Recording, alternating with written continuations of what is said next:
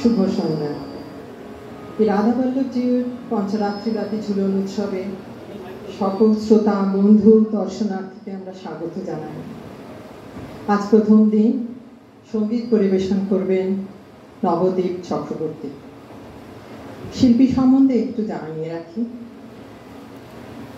অতি শৈশবে পণ্ডিত এ কানন সাহচর্যের উনি শাস্ত্রীয় শিল্পতে সঙ্গীতে উনি পদার্পণ করেন।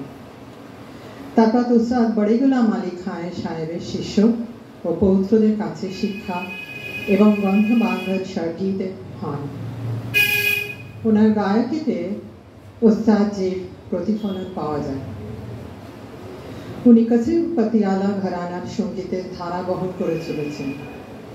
ওনাকে অগ্রণী হিসেবে বিবেচিত করা যায়, কেননা তরুণ প্রজন্মকে উনি সঙ্গীত ধারায় অনুপ্রাণিত করেছেন। ওনাকে তবলায় সঙ্গত করছেন জনাব বিলাল খান সাল্লমুরি। ওনার পরিচয়, উনি শ্রদ্ধেয় আব্দুল রশিদ খানের পৌত্র।